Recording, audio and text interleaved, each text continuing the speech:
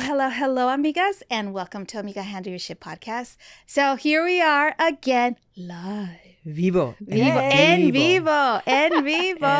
With We're my figuring it out. amigas. We have stellar individuals here back by popular demand. Two of my gals who've been amazing on the podcast. Marisela has been here live with me en vivo. En vivo. Probando. 1, 2, 3. So Marisela, tell them who you are and where can we find you? Yes, Jackie, thank you for having me back. I love the energy of in-person podcasting. This is where it is at. My name is Marisela Arechiga. I am a general contractor by trade. My company is New Generation Home Improvements, but we are here to talk about some deep stuff today. Deep. And then we have our beautiful soul friend, Lizette. Please introduce yourself. Well, so happy to be here. I know we've done it before. It was not in person live, but I love this live feel because it's so fun. Right. Lizette Espinosa from Infant Tech and also Soul and System AI with a former lifetime as an attorney as well. Yeah. So excited about the conversations today because I think all of our past lives are going to come in today. So I love it. Yeah, I agree. Speaking about past lives, I know you are a lawyer still, and I'm a lawyer still. And it really weighs into what we're going to just talk about today, which has been very, very pressing on our minds, on our hearts, because it really entails who we are as a community. And although some of us were born here in Southern California, we also have immigrants for parents, and then we also have our fellow immigrant here who's also U.S. citizen now. But what's been happening out in the streets of LA.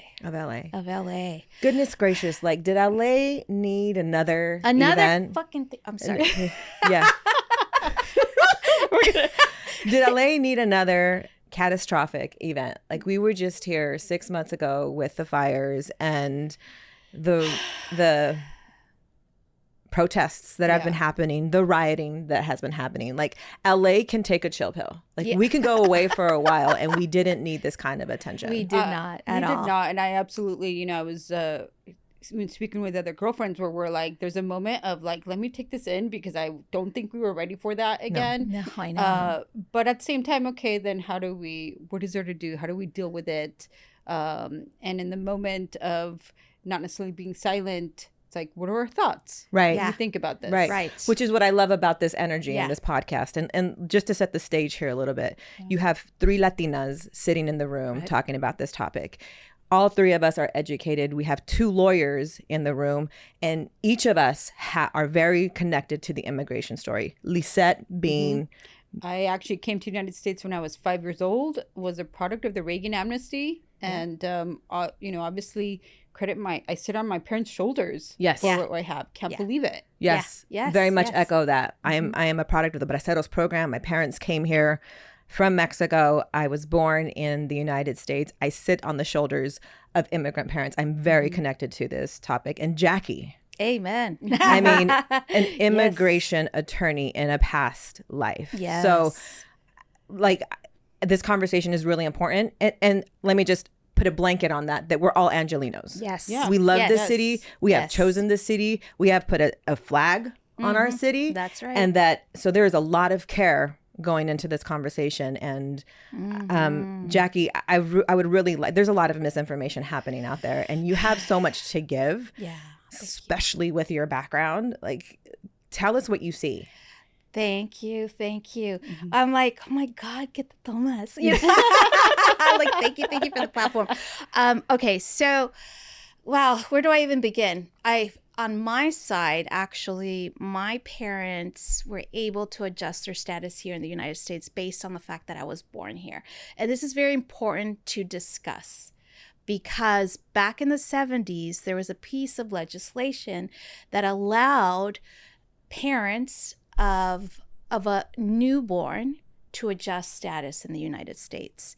That piece of legislation ended.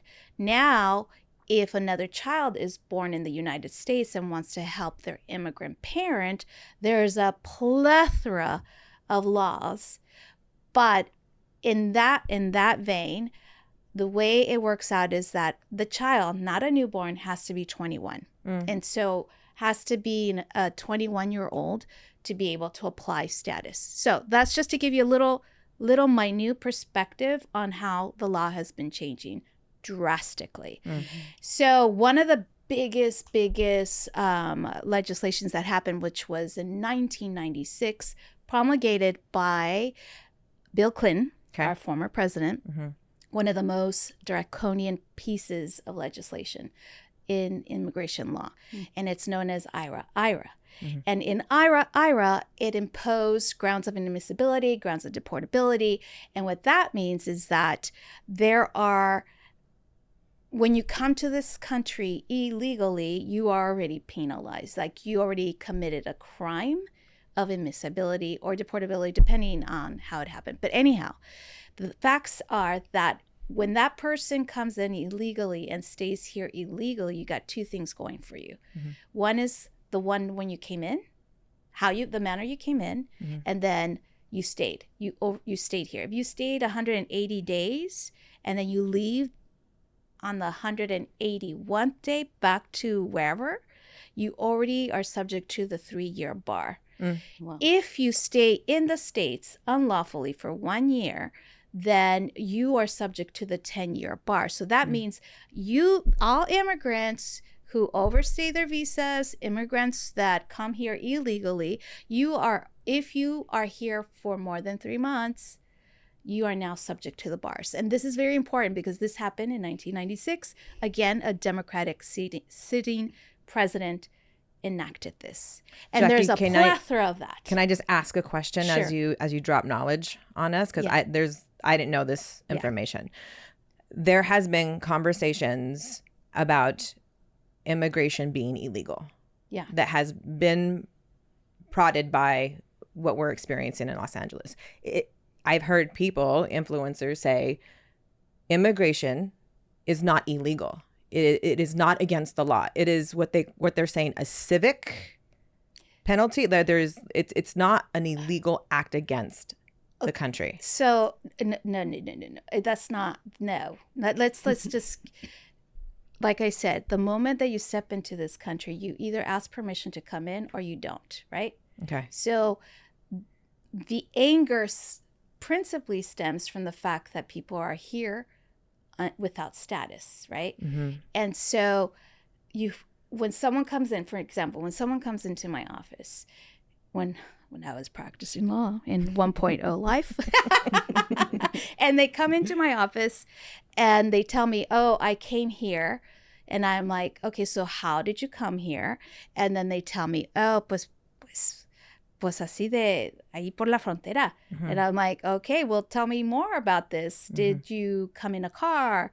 Did you come through the desert? I mean, there's so many ways. Did you come on a traveler's visa? Yeah. So at that point, then I start assessing, okay, so that is very important because if I'm undocumented and I get married to an American citizen, there's, like I said, there's those bars, right? So how do you overcome the bars?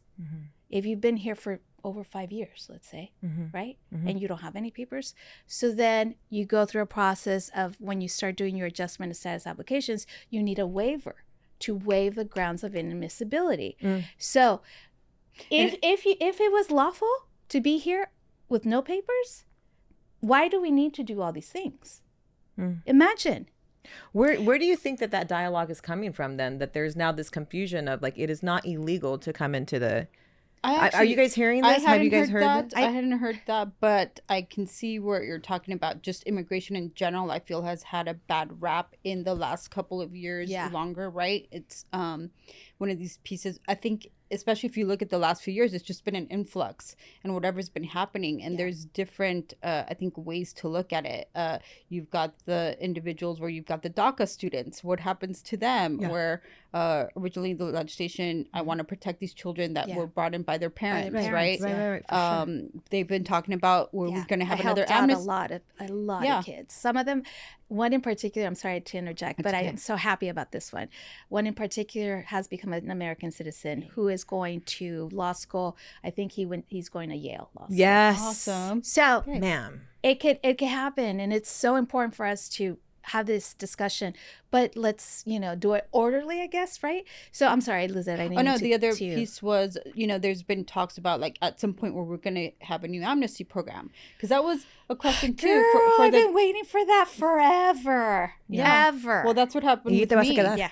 Ahí me voy a quedar. Ahí te vas a quedar. Because that shit ain't going to happen. Yeah. Well, who knows? Yeah. I think part of this, the legal part of what you're talking about and that you're spotlighting immediately is important, because the immigrant story is, we all understand we are products of immigrants, and those stories are very true. Right. Immigrants traditionally have come here for better lives, to escape danger in their home countries, to pursue an American dream. Right. And that is true. And we are a nation of immigrants. Mm-hmm. That is not in doubt here. That is not in question. We also have to be a country, a nation of law and of order. Mm-hmm. And I feel like that message gets diluted, especially in these last couple of days, where there's been tensions have run so high, because it's an emotional thing that we're seeing. Mm-hmm. Yeah. Like, I feel so drained and so saddened by some of the images, families being torn apart. Right. I grew up in a very small town where ICE raids were consistent, because it was an agriculture, it was an agriculture town. So I remember going to elementary and middle school, and there were ICE raids in the fields, and students wouldn't come back. Yeah. Yes. And, also like with my family, the relatives that actually did go through amnesty, they also remember, like, they had to like run for dear life. Yes. Porque la migra. That was a real thing. That's a real thing. Do you remember that? So this shit is still happening. The only, in my opinion, is the difference is we have social media. And now people have cameras. Everyone's a news reporter. Yeah. To show exactly what happens. Yeah. In that little minute 30-second clip. Yeah. Yeah. Well, on that note, then what is happening in LA, right? Because I'm still kind of like, what exactly is going on? Like, are things being peaceful? I think we can all agree that they're not, based on what we're saying. So I'm looking at this piece of, who's really causing that destruction? Because I believe it's a different group than the ones who really do want to have the peaceful protest. Right. So that has to get addressed. You can't just let that happen rampantly. Yeah. I mean, when I first started seeing the footage happen, and it was like Saturday morning when I started to see the protest happening, the first emotion that I started to feel about this was very sad. Yeah.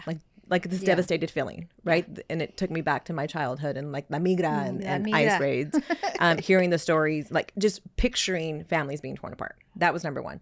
But when I started to see the footage and the fires and marching on the 101 freeway, shutting things down, oh yeah, further inflamed by the rioting and small businesses being affected, it made me embarrassed. Oh yeah. Like anyone who's out there protesting in this way, you should be embarrassed. And you are not representative of who I am. No. You do not represent my Mexican culture, my Mexican American culture. I am American first, I am Mexican second, and you should be ashamed of myself. You're doing nothing to support our Latino community. Yes. You should be out there marching with American flags on your back. Amen. Yeah. You should be doing that, because this is the country we fight for. This is the country we want to stay in. This is the country that our parents gave up their entire lives for. Yeah. And that you're out there in destruction. All you're doing is furthering the narrative of Latinos. And I was embarrassed and appalled. Yeah. I was appalled. No, I agree completely. Especially because knowing I'm super grateful that I have the knowledge. I'm like, okay, come on, people. Really? Like, is this the way we're going to be Latinos, show our Latinidad? I mean, whatever happened to peaceful demonstrations? I didn't see any Cesar Chavez out there. No. What like what is nonviolent communication? Where is that? Yeah. But I'm trying to figure out that perhaps it's not the immigrants that are doing that.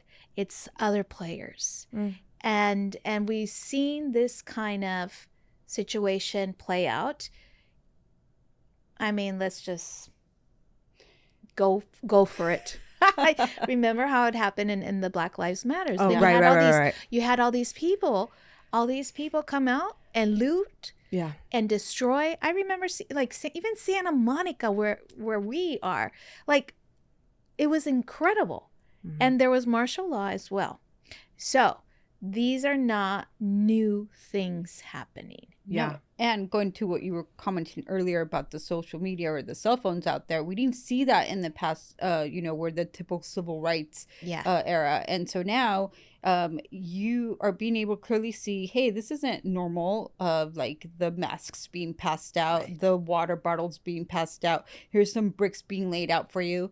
Crazy. You were even talking about the post the other day of an ad telling someone they can get paid to be out there. So we know it's happening. On Craigslist. And I don't feel enough people are talking about this separation. Like you literally need to recognize there's different groups out there. Yes. There's the group that really wants the change. They're really fighting for the Latinos and actually any immigrant, right? It's not just a Latino, it's not just a Mexican issue.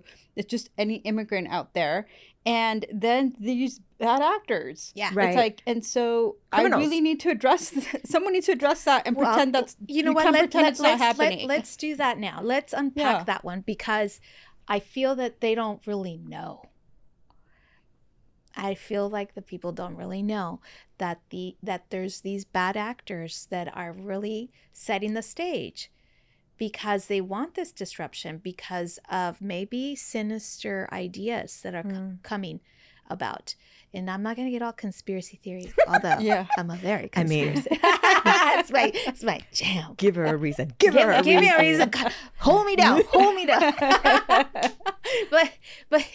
But I mean, really, I think this is a beautiful platform for us to, it's called Amiga Handle Your Shit for a reason, right? Because here we are to educate for other Latinos and Latinas that let's break away and look at it on a macro level. Correct. Because I think that is, because everyone is so emotionally charged, they are being led by their emotions versus being led by, facts. Mm-hmm. What can I do as an immigrant? What are the laws? Okay, I can protect myself. Yeah. Okay, so then how do we go about protecting ourselves, right? Rather than, I'm going to go fight and I'm going to fisticuffs right away. Yeah. That does not solve anything. See, but this is where I feel that's not happening. Right. You are the ones who really do want to take care of have their voice out there. I don't believe it is this fight in physical form. No. I don't believe that they really just are out there for destroying. I want to go to this other piece, like somebody else is causing this other narrative and making it seem like it's them, and so then it's being blended optically. Yes. And they think it's one party. Yes. And it's not. It is not. Ooh, we're gonna get in there. It's very hard to digest that, right? Like, you don't want to think that there are these players that are out there just to create that kind of havoc.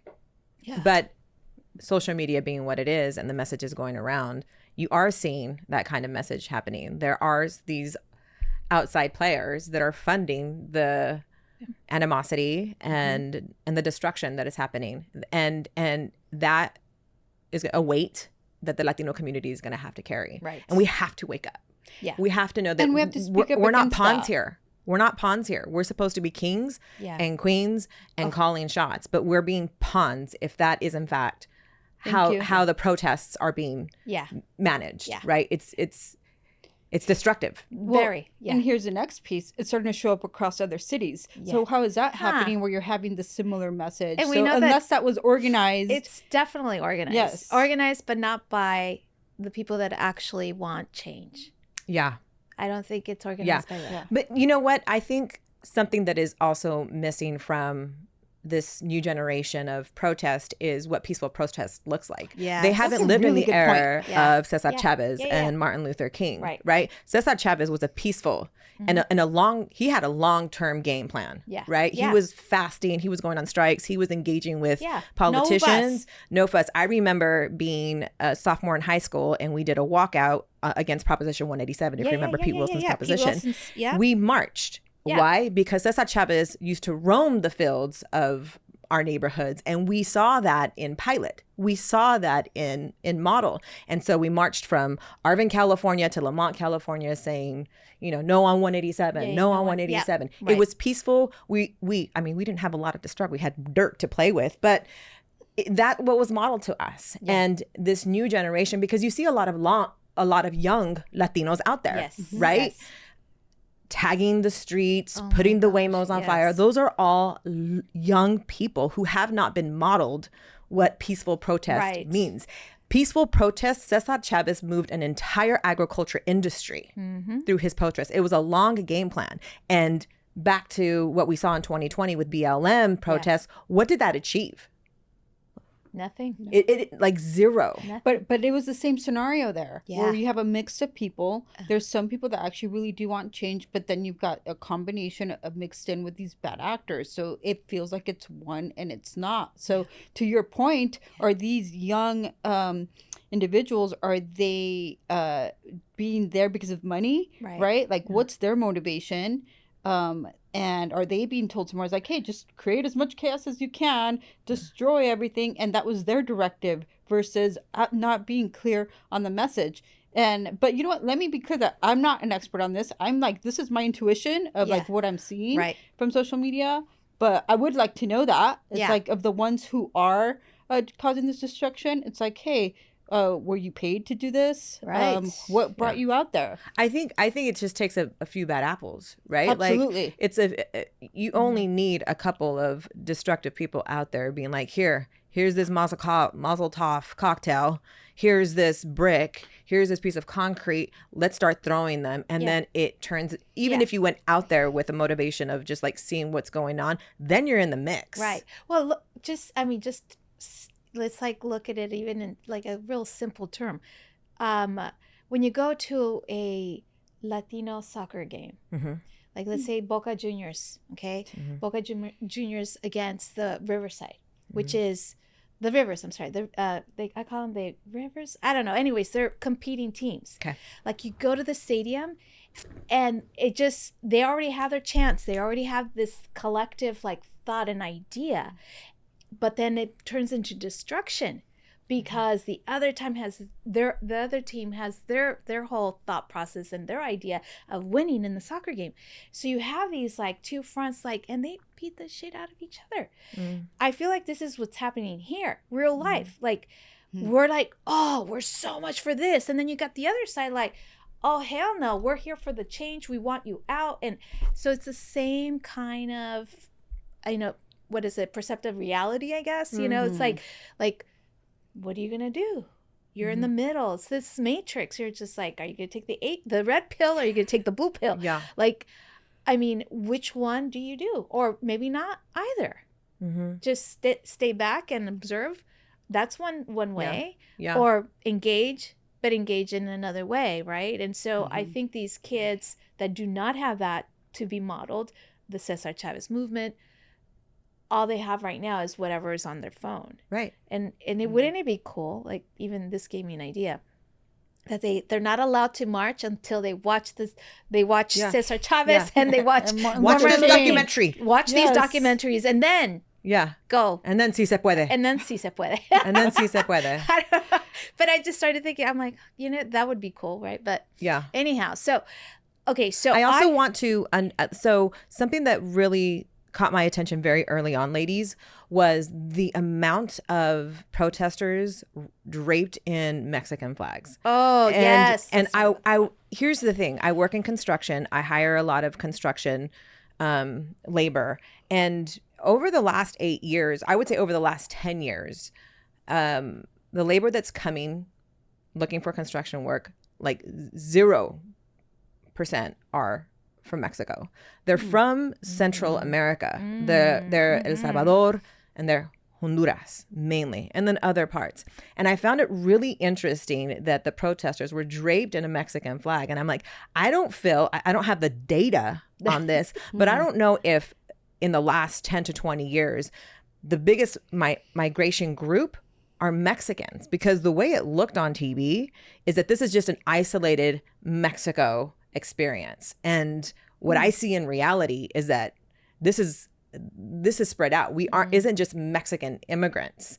We have Central American immigrants and Southern American immigrants that are coming into this country from all parts of the Americas, but the flags that were out there were predominantly Mexican. And I was like, that's interesting. I was really... Well, on one note here is like whatever your time frame you're talking about, I feel also because of the immigration laws have changed, that it's like you've got a lot of residents that have been here or people that have been here for a while. Yeah. That it could include a lot of Mexico, but also all these from Central America. And my piece on the flags was like, I don't have a problem if you're wearing your country flag, like that's pride, but also have the U.S. flag. Why not? Like, you need have both. Why not? Because you're here, right? Like, right. And you want to stay here. And like literally, like Mexico doesn't care. Like, if you are so in love, I mean, I love Mexico and I'm there and I go all the time. But, very proud. But I'm. Yeah, I don't not that much to be able to like wear a flag. Yeah, like, Jackie, are you going to go into Mexico City with your American flag draped around you, being like, "Hell no, I won't go." No, you're not going to do that. No. You're going to respect the country that you're in. Yes. So why are we like? And they're burning the American flag again. Like it was. I was so embarrassed by what I saw, and those protesters were Latinos. They were Latinos and they were Latinas, and I'm like, stop what you're doing because you are not helping this community. They need to have to see that documentary that I want them to do before they go protest. Take a class. Take a class. But yes, it's horrid when you see that because you're like, wait a minute, but this is not who we are. It's not who we are. And I'm like, okay. The whole world is watching. Thank you, because I was about to add about that, this perception and this point of view and the optics. And it's so sad to know where you were saying earlier where we're being used as pawns because all what's happening is they're just taking all this video and will play it anywhere out of context. No one knows exactly what's happening. No one knows that, hey, some of those were paid to do that. And there's others that actually want a better resolution and have a different point of view. And they just lump everybody in one scenario. And it's like, then this is why the immigrants get the bad rap. Yes. That right there. Optics. So I wanted to talk about what happened with the senator. Mr. Padilla. Yes. Senator Alex Padilla. Alex Padilla. Because speaking of optics, like, I don't know what really happened. All I have is this 30-second clip. Mm-hmm. And from if that, right? I don't know. But what I do see is a man who is charged. I don't know how. Like, he was evidently charged. And I know that there was a meeting. I don't know what kind of meeting. And then he was taken away. Roughly, it looked taken away. So I'm thinking to myself, I'm like, okay, you are a U.S. senator representing state of California. And that is effed up what just happened. But at the same time, you know you've been in these kind of meetings. And you know that disruption shouldn't happen, but it does. And you did it and you're a senator? Like, come on. Come on. Yeah, but at the end of the day, who looks like the jerk?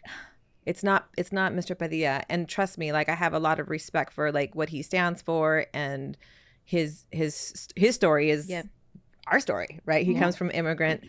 He has that immigrant experience as well. But the very short clip of him being, pushed to the ground and being removed from the room is those are very compelling images. If you're just watching it without knowing the narrative of it, man, like you can't deny the experience that he had without, and a lot of people are going to ignore the rest of the story. Right. They're going to ignore that. And I don't know if this is true or not, but what was suggested is that he walked into the room where Homeland Security Secretary was having a press conference, and he came to ask questions but interrupted. No one knew who he was immediately, and they were forced to remove him. When he identified who he was, they released him. Homeland Security Secretary and him had a private conversation, exchanged phone numbers, so on and so forth. But again, optics, the way it looks like, it's just infusing the narrative. Right. So +1 for that team. You know, and on that note, it's like, I don't know enough of what happened there, to your point. And it's interesting. I think that's the lawyer in me. I tend to like, hey, can I get both sides here first before I make a call, and like, what's the take on this? And I wish more people did that. Yeah. I wish more people would question. No, because we're in an ego battle. Well, beyond ego is just, can we get back to common sense of like, there's always two sides to something, and can we ask the right questions and always understand where the source that it's coming from? Because I always feel like I still have unanswered questions. Who's really doing that? It's like, that's the toughest thing right now for me. It's like, I don't know exactly what to believe, because how do I get straight to the source? Yeah. And knowing that what information I have is the truth. Yeah, like, don't believe the hype. Yes. Yeah. Like, don't believe the hype. When you believe the hype, when you're drinking the Kool-Aid, you're being used as a pawn. But, you know, on the same vein of where Senator Padilla was, like, the leadership and the response to this, again, I can't help but be disappointed. Yeah. Well, like, it really felt like Mayor Bass really went, and Newsom went, they're playing politics here. Oh, God. It was like, what can I do to stand against the administration and hold that line, instead of what can I do to diffuse a situation, save businesses, and get people off of the street. Yeah. And thank you for that point, right? Like, the collateral damage is the small business owners. Small business. Like, did you see here in the alleys shut down? Yeah. Like, all the little stores. Of course. How can they run business? How can they run a business? Yeah. No one's going to come. Yeah. No one's going to come and buy. And we know business owners down there. The fashion show, Zulema. Yeah, we know business owners down there. So it's like, it's hitting. And not only that, like, Javier's is in downtown LA. Yeah. And it's closed because they can't afford. They can't afford to risk the employee and risk the establishment. Yeah. So the leadership. So I went through 3 processes in the last, week of watching what's been going on. 1, mourning and sadness. 2nd, embarrassment by the protesters. And then 3rd, like, just disillusioned by our leadership and our lack thereof. Like, they held their political line. It wasn't about, let's save the businesses, let's diffuse the situation, let's get through this. And like, what is that saying about our city's law and order? We have been so lawless, right? Like, people could break into people's homes and get away with it. They could go into Nordstrom's and stores and do smash and grabs and get away with it. We have been so trained to be without law. About it. It's just is what it is. That now that there is accountability, which is really hard accountability, I'm not negating that, but there is accountability that has to happen, and we burn the streets. And I don't care if we're burning 2 blocks or the entire city. It is representative of what's happening to our city and the lack of leadership that we have in the state. We're treading this political line, and I don't see it getting us to a better place. Oh no, I'm oh God. So we had the fires, right? And I mean, our leadership effed up. Yeah. Pretty much. Now, the same people that effed up our homes, the response, are showing up, and now they're getting involved, and now they're saying like, oh yeah, we're gonna do this and that and blah blah blah, and I'm like, buddy, bye. You know what I mean? Like, I feel like too late. But on one note, I was thinking about this yesterday, and to your point of how to process all of this, right? At one point, it's like, what's really happening? Because I actually am tired of watching the news and all this negative things happening. It's like, we're running a business 5 years ago. We're running a businesses. I think we're up running to doing families. bigger things. Our children. But at the same time, you can't be an ostrich with your head in the sand. So what's happening? And now I'm like, someone is being called out to be accountable. So I do feel we're having a different response than we did years ago through the Black Lives Matter, right? It's, if you think about it, it's not as intense, right? I think then they would have been much bigger. I think the protests were happening. How much of that has to do with the fact that there's now Marines roaming the streets of Los Angeles? That's exactly my point. But you know what? Yeah. In Santa Monica, when BLM was happening, they had the National Guard out there. They had the National Guard. They had everybody. So this is not uncommon to be done. So why are they making it such a big deal? It's because Newsom. It's because the governor made that call versus the federal government making that call. Probably to just charge. That's what it is. That's why I'm saying that they're playing politics. It's because Newsom and Bass did not want. They don't want the administration. Yeah, they want to make that. They want to make that call. Yeah. But how long would they have waited to make that call? Right. Burn down downtown too. Right. How far could they burn have let down this downtown go? too? I used to live in downtown, and remember when the Lakers won? Mm-hmm. Yes. Okay, so the Lakers won, and they come out raving, and they started burning vehicles, and I'm like, ¿Por qué? ¿Por qué? This is so stupid. I don't understand. Why do you do that? I don't understand. I don't understand it either. Yeah. So you got I'm your so nut happy. bags. Now let me burn the city. You got the nut bags, you know? Yeah. But I was like, this is unbelievable. Yeah. Okay, so that actually goes against my theory that all of the bad actors are paid. So yeah, I don't think how does that happen here? Lisa, I don't think that all the bad actors are paid. I think that there's definitely there is a cohort of people that are fanning the flames, but I think that there is enough of the Latino community who is out there really acting this way, at least initially. And well, I'm afraid of is if you did have those original cohort, that's the ones who are being recruited. Those are the loudest. Yeah. Those are the ones we hear the most, right? Yeah. If you can yell the most, you can fight the most. That's what's being, pronounced in the social media. Yeah. And, perhaps there has something to do with that lack of accountability that for generation, I would say for decades, the city has had. Yeah. A lack of. Yeah. We haven't had accountability. And so people can go act however they're going to act. They can go act the fool. They can put things on fire. They can steal. They can thievery. Like they can live whatever life that they want, no matter who it does harm to. They can set up their house in front of my business. Yeah. And there is no accountability there. And this has been decades of living in Los Angeles. Yeah. And so now that, again, there is this very hard pivot for accountability, the city loses its mind. Or I should say, so many people lose their mind and their voices are so loud. And the destruction is being seen throughout this country and throughout this world. Yeah. And bringing it back, it's doing nothing to support a positive narrative of who you are as a Latina. Yeah. You are as a Latina. I am a Latina. Like educated, strong business owners. This is not the face of who people are seeing. Well, I'll say this is actually what keeps me in LA, right? Because I loved when Erwin McManus said it the other day of like the energy that is in the city.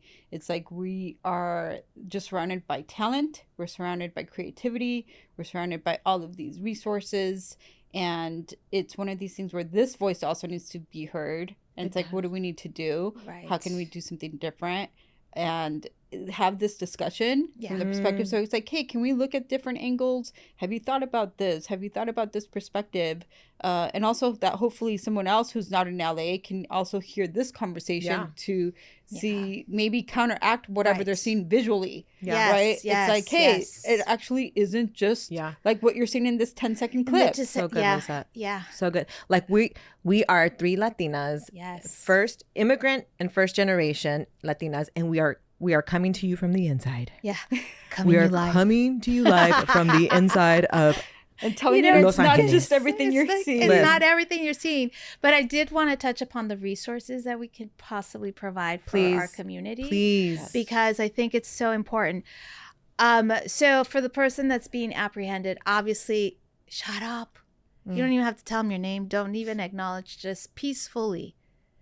But if you can, before that, hopefully, you have an opportunity to talk to a lawyer, an immigration attorney, okay, reputable. And if you don't know one, DM me.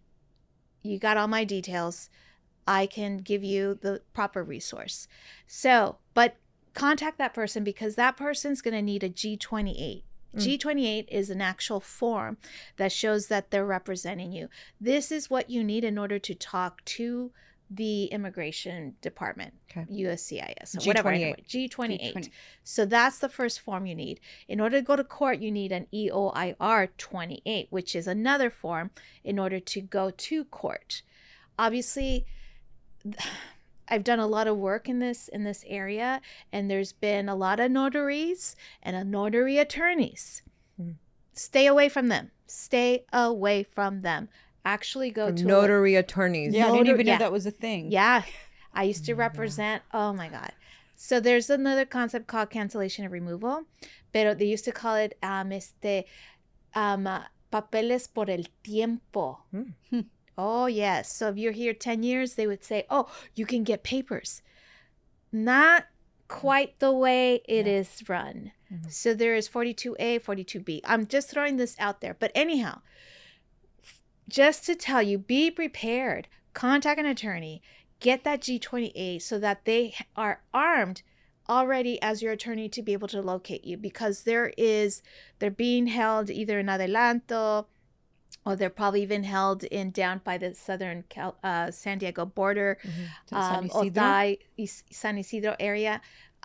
So, and maybe here at 300 North Los Angeles.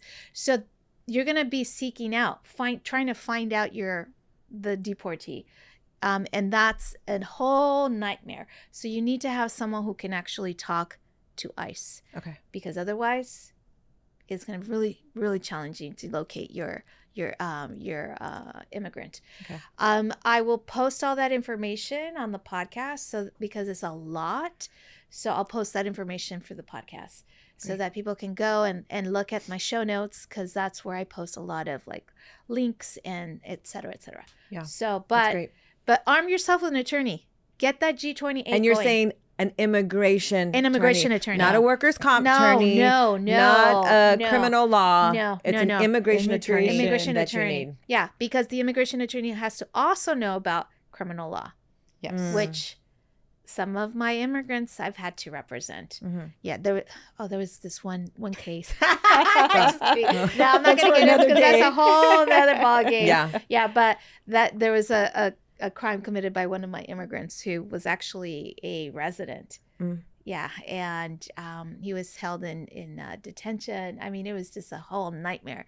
But in order to unpack, that was also another nightmare. No. But I was able to get him American citizenship eventually after fighting. If we're talking about resources, and I know we're wrapping this up here, I just want to encourage anyone who's listening to this podcast to Amiga Handle Your Shit podcast. You're listening to the voices of, again, 3 Latinas in Los Angeles. Would you please share this podcast? Yes, because I feel like a very small sector of the Latino community has had a very loud, destructive voice over the last week or so, 2 weeks. I don't know how far this is going to go, but I feel like we're very sensible and emotionally attached women.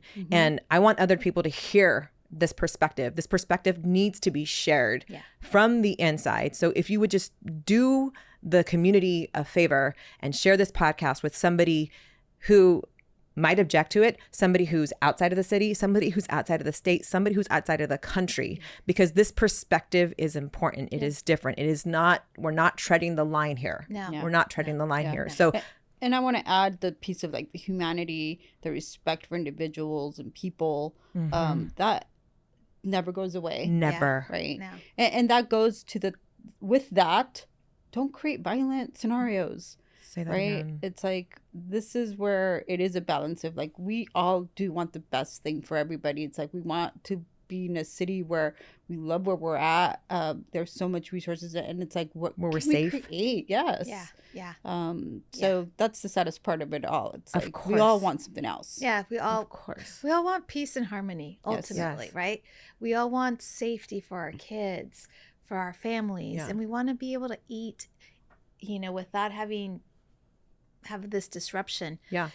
And that's what I'm sorry, that's what law and order offers us. If we don't have a country without law and orders and citizens who abide by that, we don't get to have peace. That's just who we are. I wish it were different, but we are Yeah. we are the human race, and we sin, and we're not perfect, and we burden each other. So that's why law and order is important, and we all want the same thing. Yes, eventually, right. is peace. Right. Well, thank you, Jackie. Thank you for hosting this very important conversation. Yes. This is a big deal. It's a big deal. This is a big deal. Thank you, ladies. Yeah. Oh my God. Amiga. I love it. Amiga, handle your shit. Handle it. Here at Amiga Handle Your Shit podcast, we're gonna bring them back because I know this is gonna blow up.